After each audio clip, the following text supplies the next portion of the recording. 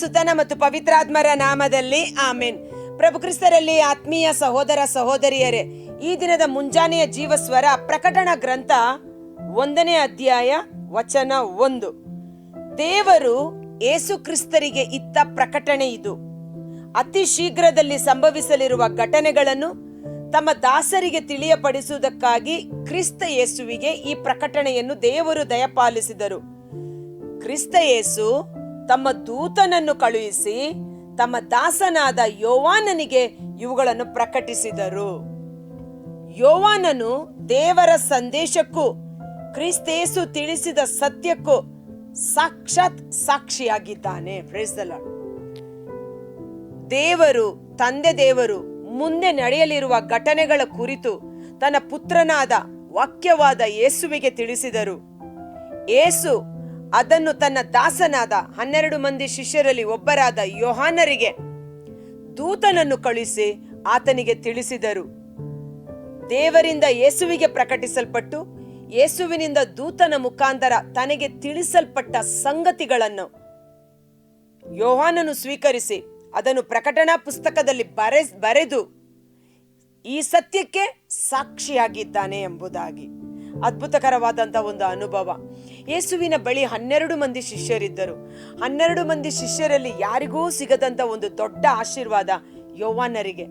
ಕಾರಣ ಯೋವಾನರ ಬಗ್ಗೆ ಸ್ವಲ್ಪ ನಾವು ಧ್ಯಾನಿಸುವುದಾದರೆ, ಆ ಯೋವಾನನ ಕುರಿತು ನಾವು ನೋಡುವುದು ಯೇಸುವಿನ ಆಪ್ತ ಸ್ನೇಹಿತ, ಆಪ್ತ ಶಿಷ್ಯ ಅನ್ನುವ ರೀತಿಯಲ್ಲಿ. ಯೇಸು ಅಲ್ಲಿ ಯಾರಿಗೂ ಹೇಳ್ಕೊಳ್ಳಲ್ಲ ಯೋವಾನ ನನ್ನ ಆಪ್ತ ಸ್ನೇಹಿತ, ಯೋವಾನ ನನ್ನ ಆಪ್ತ ಸ್ನೇಹಿತ ಅಂತ. ಆದ್ರೆ ಆತ ಯೇಸು ಒಟ್ಟಿಗಿದ್ದ ರೀತಿಯನ್ನು ನೋಡಿ ಜನರು ಕರೆಯುತ್ತಿದ್ದರು, ಇವನು ಯೇಸುವಿನ ಆಪ್ತ ಸ್ನೇಹಿತ ಅನ್ನುವ ರೀತಿಯಲ್ಲಿ.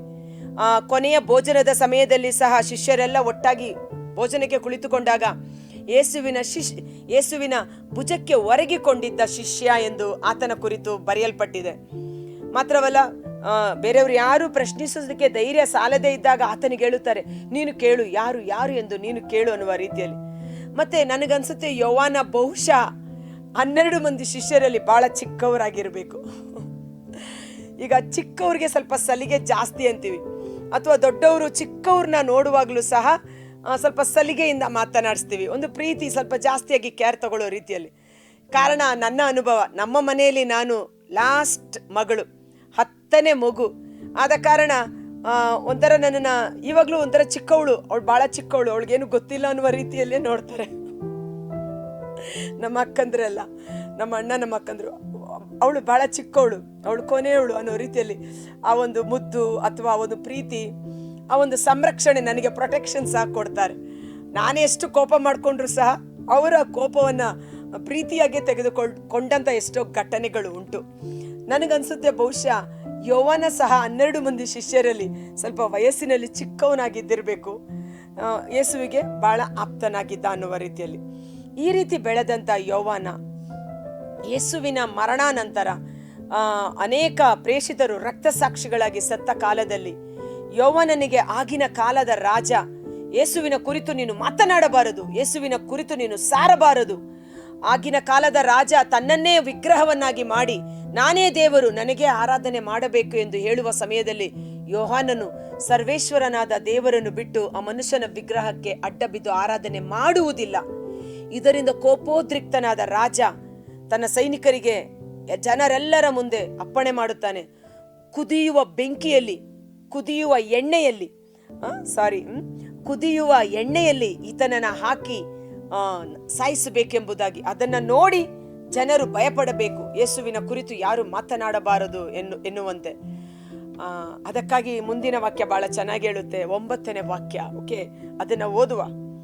ಅಲ್ಲಿ ಯೋಹಾನ ಹೇಳ್ಕೊತಾನೆ ತನ್ನ ಬಗ್ಗೆ ಅವನು ಪರಿಚಯ ಮಾಡ್ಕೊಡೋದು ಹೇಗೆ ನೋಡಿ, ಇಂಟ್ರೊಡಕ್ಷನ್ ಮಾಡೋದು ಹೇಗೆ ಅಂತ. ನಾನು ಯೋವಾನ ನಿಮ್ಮ ಸಹೋದರ. ಎಷ್ಟು ಚೆನ್ನಾಗಿದೆ ಅಲ್ವಾ?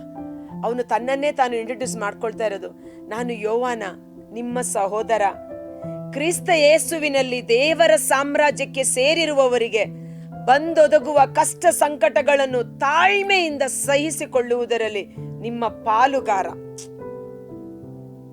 ಯೇಸುವಿನ ನಿಮಿತ್ತ ಈಗ ನೀವೆಲ್ಲ ಕಷ್ಟ ಸಂಕಟಗಳನ್ನು ಅನುಭವಿಸ್ತಾ ಇದ್ದೀರಿ, ಅದರಲ್ಲಿ ನಾನು ಸಹ ಪಾಲುಗಾರ. ಕ್ರಿಸ್ತ ಯೇಸುವಿಗೆ ಸಾಕ್ಷಿ ನೀಡಿದ್ದರಿಂದಲೂ ನಾನು ಪತ್ಮೋಸ್ ದ್ವೀಪವಾಸವನ್ನು ಅನುಭವಿಸಬೇಕಾಯಿತು. ಅವನು ಹೇಳ್ತಾನೆ, ನಾನು ಯೇಸುವಿಗೆ ನಾನು ಸಾಕ್ಷಿಯಾಗಿ ಜೀವಿಸಿದ ಕಾರಣ, ಯೇಸು ದೇವರ ಪುತ್ರ ಎಂದು ಬಹಿರಂಗವಾಗಿ ಸಾರಿದ ಕಾರಣ ಇವತ್ತು ಪತ್ಮೋಸ್ ಸೆರೆಮನೆ ದ್ವೀಪ ವಾಸವನ್ನು ನಾನು ಅನುಭವಿಸಬೇಕಾಗಿ ಬಂದಿದೆ ಅನ್ನುವ ರೀತಿಯಲ್ಲಿ. ಆ ಕುದಿಯುವ ಎಣ್ಣೆಯಲ್ಲಿ ಯೋಹಾನರನ್ನು ಹಾಕಿದಾಗಲೂ ಸಹ ಆತನ ಶರೀರ ಕಿಂಚಿತ್ತು ಸುಟ್ಟು ಹೋಗದೆ ಪರಿಶುದ್ಧವಾಗಿ ಯಾವ ತೊಂದರೆಯೂ ಆಗದೆ ಆ ಎಣ್ಣೆಯಿಂದ ಅವನು ಹೊರಗಡೆ ಬಂದನು. ಇದನ್ನು ನೋಡಿದ ರಾಜ ಆಶ್ಚರ್ಯಚಕಿತನಾದ. ಇವನನ್ನು ಸಾಯಿಸುವುದು ಹೇಗೆ ಎಂದು ನಾನಾ ವಿಧದಲ್ಲಿ ಪ್ರಯತ್ನ ಪಟ್ಟರೂ ಸಹ ಯೋಹಾನನು ಆ ಸಾವನ್ನ ಅನುಭವಿಸಲಿಲ್ಲ. ಆತನ ಶರೀರ ಆ ಶೋಧನೆಗಳನ್ನ, ಸಂಕಟಗಳನ್ನ ಜಯಿಸಿ ಮೆಟ್ಟಿ ನಿಂತಿತ್ತು.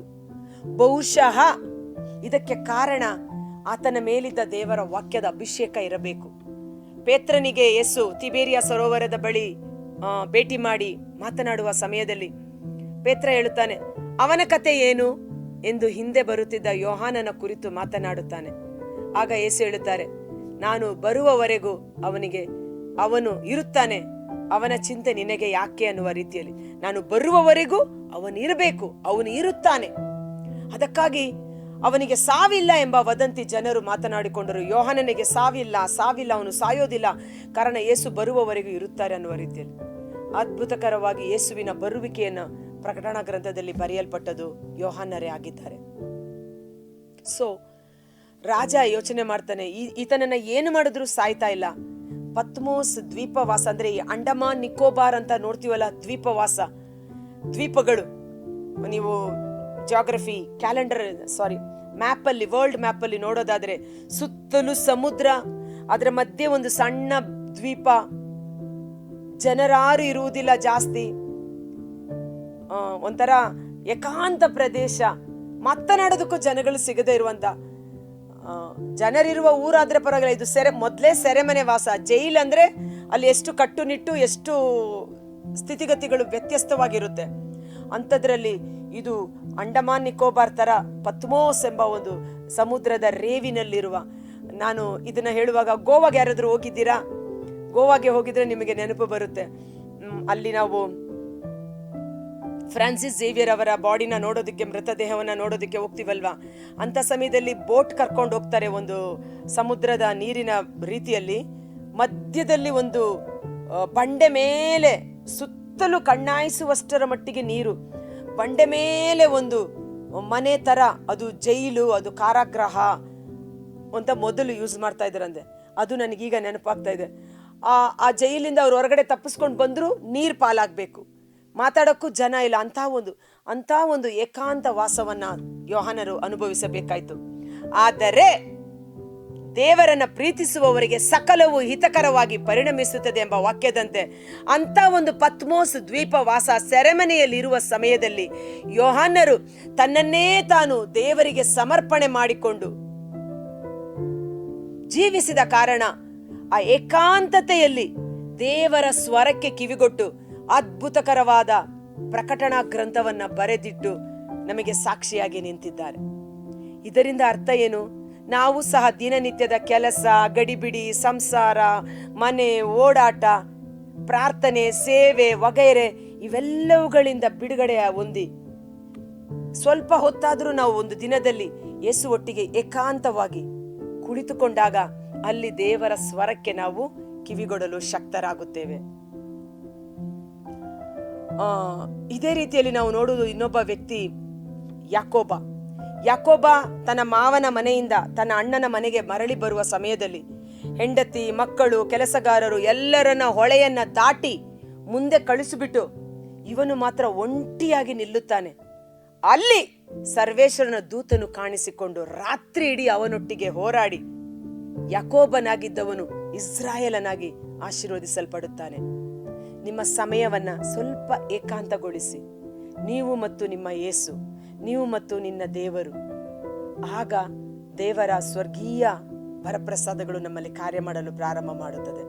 ಕರ್ತರಾದ ಯೇಸುವೆ, ಸಮಯದಲ್ಲಿ ಮುಂಜಾನೆ ಜೀವಸ್ವರವನ್ನು ಆಲಿಸುತ್ತಿರುವ ಪ್ರತಿಯೊಬ್ಬ ಸಹೋದರ ಸಹೋದರಿಯವರ ಕುಟುಂಬಗಳನ್ನು ನಿಮ್ಮ ಕರಗಳಿಗೆ ಸಮರ್ಪಿಸುತ್ತೇನೆ. ಪ್ರಭು ಯೇಸು ಮುಂಜಾನೆ ಎದ್ದು ಬೆಳಕು ಹರಿಯುವ ಮೊದಲೇ ಏಕಾಂತ ಪ್ರದೇಶಕ್ಕೆ ಹೋಗಿ ತಂದೆ ದೇವರೊಟ್ಟಿಗೆ ಪ್ರಾರ್ಥನೆಯಲ್ಲಿ ತಲ್ಲೀನರಾಗಿರುತ್ತಿದ್ದರು. ರಾತ್ರಿಯ ಸಮಯದಲ್ಲಿ ಶಿಷ್ಯರನ್ನ ಒಂದು ಕಡೆ ಬಿಟ್ಟು ಅವರಿಂದ ಮೊಣಕಾಲಷ್ಟು ದೂರ ಹೋಗಿ ಏಕಾಂತವಾಗಿ ತಂದೆ ದೇವರೊಟ್ಟಿಗೆ ಪ್ರಾರ್ಥನೆ ಮಾಡುತ್ತಿದ್ದರು. ಅಂತಹ ಸಮಯದಲ್ಲಿ ಸ್ವರ್ಗದ ದೂತರು ಇಳಿದು ಬಂದು ಅವರನ್ನ ಬಲಪಡಿಸುತ್ತಿದ್ದರು. ರೂಪಾಂತರ ಬೆಟ್ಟದ ಮೇಲೆ ಮೋಶೆ ಎಲಿಯ ಬಂದು ಅವರೊಟ್ಟಿಗೆ ಸಂಧಿಸಿ ಸಂಭಾಷಣೆ ಮಾಡಿ ಹೋಗುತ್ತಿದ್ದರು. ಆ ಏಕಾಂತತೆಯಲ್ಲಿ ದೇವರ ಶಕ್ತಿಯಿಂದ ಯೇಸು ತುಂಬಿಸಲ್ಪಡುತ್ತಿದ್ದರು. ಇಂದು ನಾವು ಸಹ ಪ್ರಾರ್ಥನೆ ಮಾಡುವಾಗ ನಿನ್ನ ಕೋಣೆಗೆ ಹೋಗು, ಕಿಟಕಿ ಬಾಗಿಲುಗಳನ್ನು ಮುಚ್ಚು. ಅಂತರಂಗದಲ್ಲಿ ನಡೆಯುವುದನ್ನು ನೋಡುವ ದೇವರು ನಿನ್ನೊಟ್ಟಿಗೆ ಬಹಿರಂಗವಾಗಿ ಮಾತನಾಡುವರೆಂಬ ವಾಕ್ಯದಂತೆ ನಮ್ಮ ದಿನನಿತ್ಯದ 24 ಗಂಟೆಯಲ್ಲಿ ಕೆಲವು ಗಂಟೆಗಳಾದರೂ ಏಕಾಂತವಾಗಿ ಯೇಸು ಒಟ್ಟಿಗೆ ಜೀವಿಸುತ್ತಾ ಆ ದೈವಿಕ ದರ್ಶನಗಳನ್ನು, ಕೃಪೆಗಳನ್ನು, ವರಪ್ರಸಾದಗಳನ್ನು ಹೊಂದಿಕೊಳ್ಳುವ ಕೃಪೆ ನಮಗೆ ಲಭಿಸಲಿ. ಯೋಹಾನನ ಮೇಲೆ ದೇವರ ವಾಕ್ಯ ಹೇಗೆ ಕಾರ್ಯ ಮಾಡಿತೋ ಅದೇ ರೀತಿಯಲ್ಲಿ ದೇವರ ಸಜೀವ ವಾಕ್ಯ ನಮ್ಮೊಬ್ಬೊಬ್ಬರ ಜೀವಿತದಲ್ಲಿ ಜೀವವೂ ಆತ್ಮವೂ ಶಕ್ತಿಯೂ ಸೌಖ್ಯವೂ ಅಭಿಷೇಕವಾಗಿ ನಮ್ಮ ಶರೀರ ರೂಪಾಂತರದ ಶರೀರವಾಗಿ ಈ ಪ್ರಕೃತಿಯ ವಿಕೋಪಗಳನ್ನು ಜಯಿಸುವ, ಮೆಟ್ಟಿ ಹಾಕುವ ಮಹಿಮಾನ್ವಿತ ಶರೀರವಾಗಿ ಮಾರ್ಪಾಡಾಗುವಂತೆ ಯೇಸುವಿನ ಅದ್ಭುತಕರವಾದ ನಾಮದಲ್ಲಿ ಪ್ರಾರ್ಥಿಸಿ ಬೇಡಿ ಹೊಂದಿಕೊಳ್ಳುತ್ತೇವೆ. ಆಮೆನ್.